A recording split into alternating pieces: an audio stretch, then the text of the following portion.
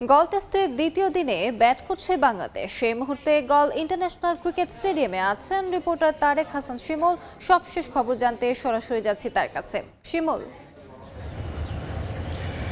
292 রানে যেখান থেকে শেষ করেছিল বাংলাদেশের দুই অপরাজিত ব্যাটসম্যান নাজমুল হোসেন শান্ত এবং কি মুশফিকুর রহিম, দুই সেঞ্চুরিয়ান, তারা কিন্তু এখন পর্যন্ত বলা চলে যে উইকেটটাকে একেবারে বুঝে শুনে খেলার চেষ্টা করছেন। সকালের উইকেট পাশাপাশি গতকালকে নতুন বল নেওয়া হয়েছিল, মাত্র 5 ওভার বল করা হয়েছে। সেই নতুন বলটাকে আসলে সামলানোর চেষ্টা করছেন, কিছুটা ধীরস্থিরভাবেই খেলছেন। এখন পর্যন্ত কোনো বিপর্যয় নয়। 300 রানের যে দলীয় স্কোর সেটি কিন্তু বাংলাদেশ এরই মধ্যে পার করেছে সেই 3 উইকেটেই।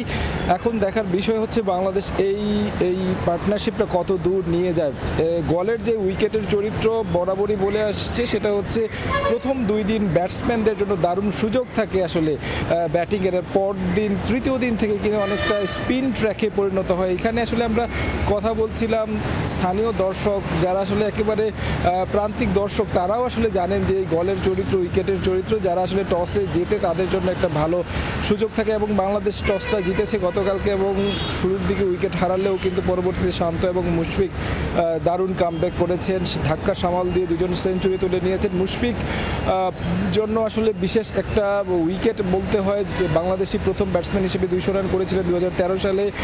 তিনি আজকে তার ইনিংসটাকে কত দূর নিয়ে যায় সেটাই হচ্ছে দেখার বিষয়। তিনি গতকালকে বলছিলেন যে এই ইনিংসটাকে আরও যত লম্বা করা যায়, লম্বা বলতে তার মাইল ফলক একেবারে নির্দিষ্ট করে না বললেও নিশ্চয়ই একটা চিন্তা আছে মাইল ফলকের পাশাপাশি। শান্ত কিন্তু 150 রানের একেবারে কাছাকাছি রয়েছেন।